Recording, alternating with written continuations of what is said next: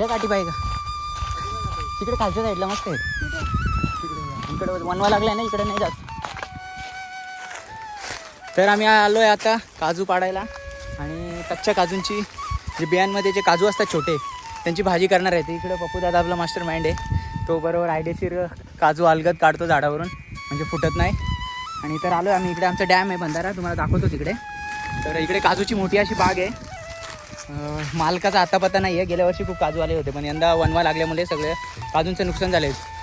Literally मोर जळून गेल्या पूर्ण, पण काही जे काजू आहेत ते शिल्लक राहिले आहेत. तर आम्ही आलो इकडे काजू काढायला आणि त्याची भाजी कशी असणार आहे ते मी तुम्हाला दाखवेल. पूजा मॅडम आहेत आपल्या, ते भाजी करून तुम्हाला दाखवतील कच्च्या काजूंची भाजी कशी असते. अत्यंत चविष्ट अशी भाजी असते, मस्त खायला एकदम भारी लागते. आणि स्पेशली या सीझनमध्ये कोकणामध्ये या प्रकारची भाजी केली जाते. तर हा काजूच्या भाजीचा व्हिडिओ तुम्ही पूर्ण बघा. जर आवडला तर व्हिडिओला लाईक करा आणि जर पूजाच्या चॅनलला देखील सबस्क्राईब करा.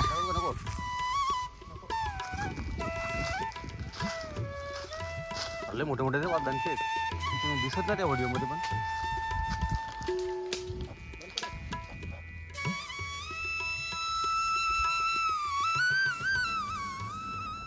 नमस्कार सर्वांचं, आजच्या व्हिडिओमध्ये खूप खूप स्वागत आहे. तर आज मी ओल्या काजूची भाजी बनवणार आहे.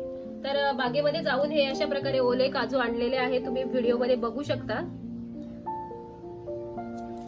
तर या ओल्या काजूंना खूप जास्त प्रमाणात चीक असतो, त्याच्यामुळे आपल्याला हाताला आणि वेळीला थोडंसं तेल लावून घ्यायचंय आणि मग आपण हे काजू साफ करून घेणार आहोत.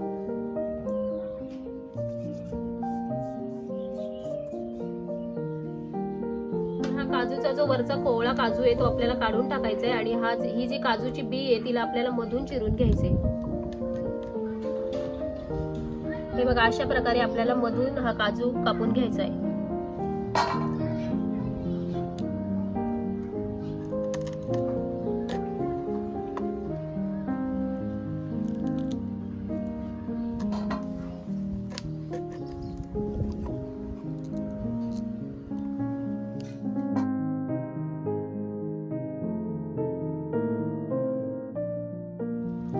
तर अशा प्रकारे आपण हे काजू मधून कापून घेतलेले आहेत. या काजूचा जो मधला गर आहे तो असा सुरीच्या साहाय्याने आपल्याला काढून घ्यायचा आहे.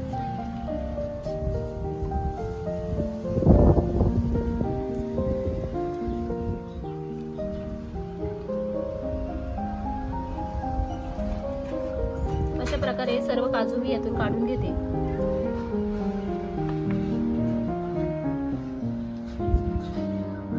तर भाजी बनवण्यासाठी आपल्याला काय काय साहित्य लागणार आहे ते बघूया. मी इथे कांदा बारीक चिरून घेतलेला आहे, त्यानंतर कढीपत्ता, कोथिंबीर, टोमॅटो, लसूण घेतलेला आहे ठेचून. त्यानंतर वाटण बनवायचं आहे. वाटण बनवण्यासाठी मी खोबरं किसून घेतलंय, कांदा उभा चिरून घेतलाय, लसूण, आलं व कोथिंबीर.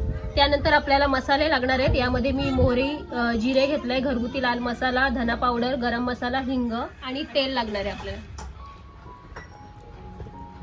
वाटण बनवण्यासाठी मी कांदा तळून घेणार आहे. आता यामध्ये कांदा घालून घेते.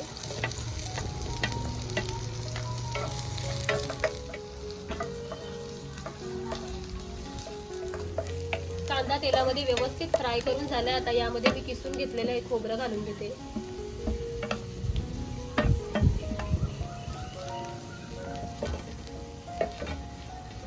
त्यानंतर आलं व लसूण सुद्धा यात घालते.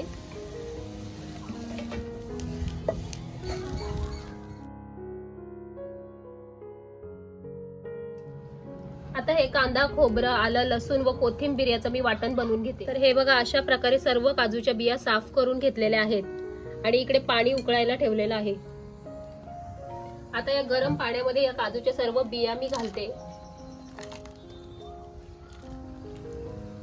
ह्या ज्या काजूच्या बिया आहेत त्या पाण्यामध्ये आपल्याला खूप जास्त शिजवायच्या नाहीयेत. फक्त 2 ते 3 मिनिट आपण या पाण्यामध्ये ठेवणार आहोत, जेणेकरून त्याचा सर्व चीक निघून जाईल व या काजूवरची जी साल आहे ती साल सुद्धा निघून जाईल.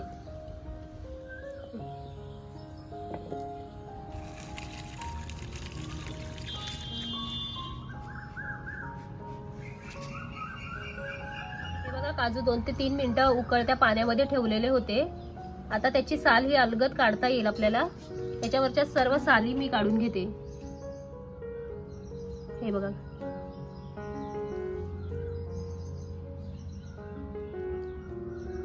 गरम पाण्यात घातल्यामुळे याचा सर्व चीक निघून गेलाय व त्याची साल ही अलगद आपल्याला काढता येते.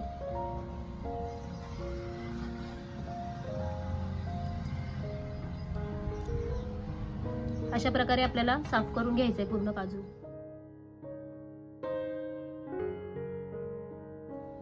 अशा प्रकारे काजूच्या सर्व साली काढून घेऊन काजू साफ करून घेतलेला आहे.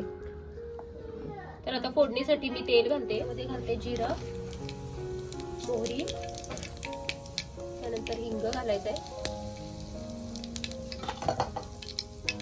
त्यामध्ये घालते कढीपत्ता, त्यानंतर लसूण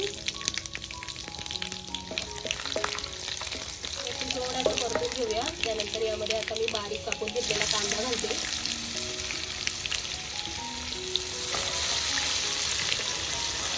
कांदा आपल्याला व्यवस्थित मऊ होईपर्यंत शिजवून घ्यायचा आहे. आता यामध्ये बारीक कापून घेतलेला टोमॅटो घालते. टोमॅटो सुद्धा आपल्याला तेलामध्ये व्यवस्थित परतून घ्यायचं आहे. आपण जे वाटण करून घेतलेलं आहे ते वाटण मी आता यात घालते.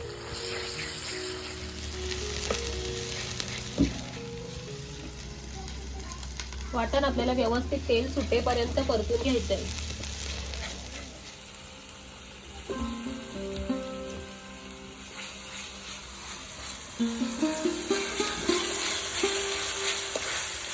आता आपल्या वाटणाला व्यवस्थित तेल सुटलेलं आहे. आता यामध्ये मसाले घालून घेऊया. इथे मी 2 ते 2.5 चमचे घरगुती लाल मसाला घालते. तुम्ही तुमच्या आवडीप्रमाणे मसाला कमी जास्त घालू शकता. त्यानंतर अर्धा चमचा हळद घालते, अर्धा चमचा धना पावडर आणि अर्धा चमचा गरम मसाला घालते. त्यानंतर चवीपुरतं मीठ घालते. सर्व मसाले आता तेलामध्ये व्यवस्थित परतून घ्यायचे.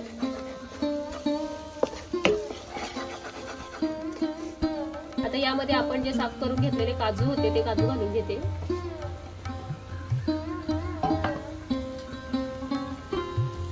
आता यामध्ये मी पाणी ऍड करते.